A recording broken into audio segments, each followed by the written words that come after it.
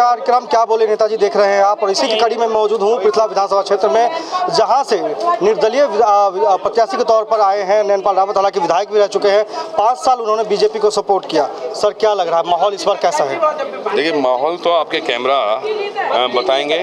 और आपके जो है ना, आप जब रास्ते में आ रहे होंगे आपने देखा होगा कि किस प्रकार से ऊँटों की सवारी से मुझे ऊँटों पर बिठा करके, और मेरे एक और साथी हमारे साथ पूर्व सरपंच दानी जी हैं, उनको बिठा करके किस तरीके से ये लोग हमें गांव में बाजे डीजे, और ऐसा लग रहा था जैसे कई गांवों की सरदारी और कई जगह के लोग यहाँ इकट्ठे हुए हैं। लेकिन ये केवल मुजेड़ी गांव है, इसकी सरदारी ने एक भव्य स्वागत मेरा किया है और वोटों का वायदा किया है। और केवल यही नहीं, पूरे पृथला विधानसभा में जगह जगह मुझे पता नहीं कि मैं कहीं किसी प्रोग्राम तक, जहां मेरा चुनावी प्रोग्राम चल रहा है, उसमें मैं पैदल जाके गया हूं। मेरे दोस्तों ने, मेरे युवाओं ने हमेशा कंधों पर बिठा के, घोड़ी से, डीजे से, और अभी 2 दिन पहले तो एक कैंटर, और कैंटर के ऊपर एक आपने देखा होगा कि उस पर एक बॉक्स लगा के प्लेटफार्म बना रखा था, उस पर मुझे लेकर गए।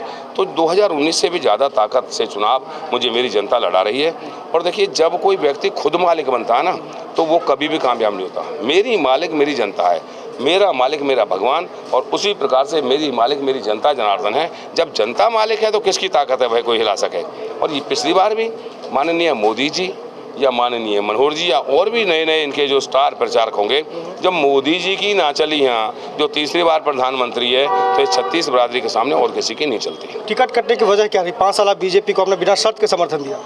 वजह क्या है जी, कुछ लोगों का यह पैसे से पेट नहीं भरता, और मैं पैसा, ना तो मैंने ऐसा पैसा कमाया जो मैं किसी को दे सकूं, ना मेरे पे है। हाँ, मेरे पास जो था, जो मैंने सरकार और व्यापार के माध्यम से कमाया, वो अपनी जनता जनार्दन को दिया है। इसलिए मेरा वो पैसा मेरे जनता के लोगों के काम आए, मेरे गरीब लोगों के काम आए।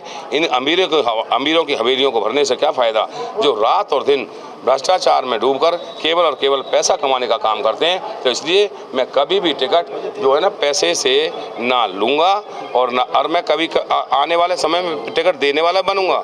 ऐसा ही नहीं है, जब देने वाला बनूंगा तो बगैर पैसे ही टिकट दूंगा और बगैर पैसे ही राज कराऊंगा लोगों। इस बार समर्थन किसको देंगे यदि सरकार बनती है? देखिए, समर्थन के लिए किसी की भी जो सरकार है वो एक तरफा नहीं आ रही। टिकटों के बंटवारे जिस तरह हरियाणा में भारतीय जनता पार्टी और कांग्रेस ने किए हैं, बाकी तो दलों की कोई गिनती नहीं है, और इन्होंने जिस प्रकार के किए हैं, किसी भी सूरत में किसी एक पार्टी की सरकार आने वाली नहीं है। और जब ये निर्णय लिया जाएगा, पहला काम हमारा चुनाव जीतना है, और चुनाव जीतने के बाद जब ये निर्णय होगा तो इसका निर्णय भी पृथला क्षेत्र की 36 बिरादरी की जनता करेगी कि मुझे किसके साथ जाना है और किसके साथ नहीं जाना।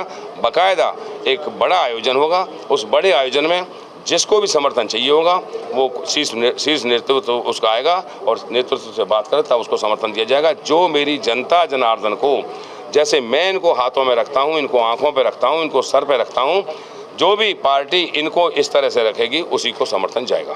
टक्कर किससे मानते हैं? बीजेपी की बात करें या हम कांग्रेस की बात करें, कहाँ देखते हैं? देखिए, मैं तो परमात्मा को साक्षी मानकर, अपनी जनता जनार्दन को साक्षी मानकर केवल चुनाव लड़ रहा हूँ।